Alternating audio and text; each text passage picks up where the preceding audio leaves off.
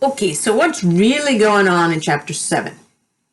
Well, you've probably seen the occasional survey recently, and always down at the bottom it says this survey was conducted on such and such a date with so many participants, and the margin of error was plus minus 4% or something like that. Okay, the margin of error. So basically they're telling you, well, I know I don't have the right answer. Okay, I don't know exactly, if there's a specific candidate, I don't know exactly what support they're going to get. But if they're going to get 52% plus or minus 4%, it's somewhere between like 48% and 56%. Okay, that's what that's doing down there, that tiny little print. And Chapter 7 is all about coming up with those things. Okay, if I wanted to do a survey and do that, I could get those little numbers down there at the bottom as well, because this is a chapter for that. All right. So the hard thing here is there's a lot of percents flying around. Okay, if I tell a candidate, yes, definitely you got 52% support. No, I'm not going to say that. I'm a statistician. No statistician says 52%. Okay, all right. Okay, well, like if it was plus or minus 4%, that's like between 68 and 56%. Okay, so that's it then. It's definitely in there. Well, 48. Well, no, I'm not sure it's in there. Even though I gave myself all this wiggle room, I'm like 95% sure. 95% confident that my answer is in that range. I'm not at all confident my answer is exactly 52%. I'm 95% confident it's in that range. So there's a lot of like vagueness wandering around in this, like you're double covered. Because first you don't want to give a number, you give a range. And then even when you give a range, you say, well, I could be wrong. So that's how statistics works, is you just be super vague and then you can never be wrong.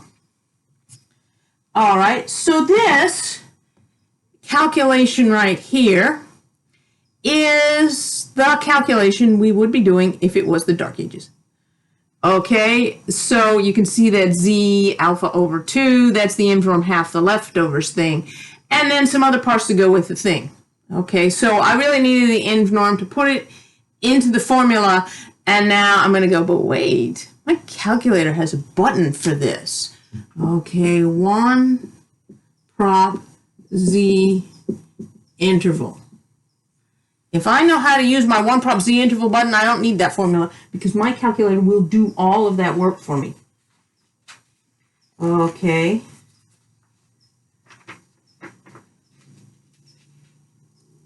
So let's find an example. Okay. Survey.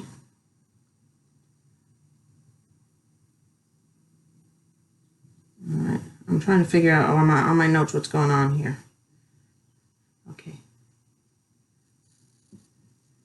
Survey 1,200 people. 58% say yes. The moon is made of green cheese. Okay, and that plus or minus 2%. Well, we don't have that. Let's just say all we've got is this. I go to the mall, start asking people, and they go, okay, yes, I believe the moon is made of green cheese. Or they say don't. So, okay, come back from the mall, and I write it all down. And then I know that's not right. I should probably come up with some sort of little range and everything. Okay, so that's where that plus or minus 2% is coming from. Somebody apparently already did that on that problem. But anyway, so this is all the information I got. And actually, truthfully, I probably don't have this information because basically I didn't go to the mall. I sent someone else to the mall. And quite frankly, the people who stand in the mall with a clipboard, I don't know what qualifications you need for that job. But, maybe it's minimum wage. I don't know. Okay, 1,200 times 58% is 696. Because I don't want the person who's standing there with the clipboard, I don't want them doing any calculations. I don't want them to come back from the mall and tell me it's 58%, because what if they don't know how to do like percents? So basically what I'm doing here is I'm saying, go to the mall, tell me how many people you talked to and how many people said yes. Okay, and usually this is all the data you have, the 58%. If a problem gives you that, the first thing you got to do is convert it back to what the number was before they did that. Okay, and here n is always the number of people you talk to. All right, and then x in these problems is the number of people who said yes. All right, and the other thing I'm going to need is some sort of confidence level. Okay, and that's how me or the calculator is going to be able to do InVNorm half the leftovers, because I need to see one of those like 95%, 98%. So somebody has got to tell you that in the problem. Any problem where you don't see that, it's 95%, because that's the industry standard. Okay, so that's what you're doing here, is the problem just gives you this little bit of information, and then it says, can you come up with a confidence interval? Can you come up with a margin of error? Just do all the work. And in the dark ages, you'd start putting numbers into there, but luckily for me, I don't have to. Okay, so stat, we're back to the stat button. And then when I go into stat, I see all the way over there on the right-hand side, I see the word tests. Okay, this is not a test, it's an interval. Because right up there at the top, I'm like, oh, there it is right there, 1 prop z test. No, we need 1 prop z interval. If you go into test, you won't have enough numbers to put in there. Actually, test is chapter 8. But keep on going down and going down. And there it is. It's like choice A. You have to get past the first 10 choices. It's like the 11th choice down there. 1 prop z int. That's the one I want. Okay, and then it says x. Oh, good. I got x, 696.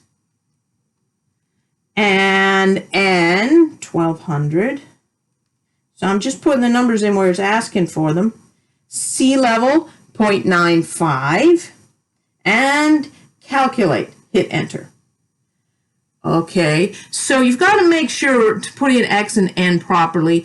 If you put x is 1200 and n is 696, that's not going to work, because you just said you asked 696 people and 1200 of them said yes. It's backwards, okay? N is always the number of people you asked, so you got to get that in there properly. All right, but anyway, I did calculate, and it said 0.55207, comma, 0.60793. So do 58% of people believe the moon is made of green cheese? I'm never going to say that. I'm going to say, well, it's actually between 55% and 61%. And I'm never going to say that. I'm going to say, well, I'm like 95% sure it's in there. Okay, so that would be the range. Now, usually when you see it in tiny print down there, you see it as the error. Your calculator does not give it to you as the error. It gives it to you just in that range, and it never tells you what the error is when you see that little plus or minus 4% or something down there. Okay, so I've got to come up with that. Big minus little divided by 2.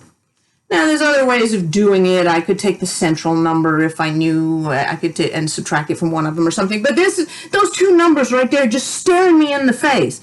And it just seems obvious. I'm just going to take those two numbers, big minus little, 0.60793 minus 0.55207, enter, 0.05586.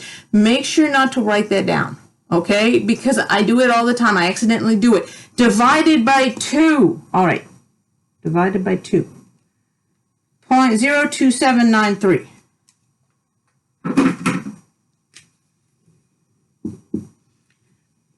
.02793. Okay, so if I was doing one of those articles on this moon being made of green cheese thing, I'd put plus or minus 2.793% down at the bottom in tiny little print. Okay, and it would say plus and minus. The calculator didn't tell me plus and minus, but I know that. Okay, that's the same thing I would have got when I did this InVNorm here. So if I had done the formula, I'd get to here. But I didn't have to. The only things I had to do was put it into my calculator, and then do big minus little divide by 2. Don't even need the formula.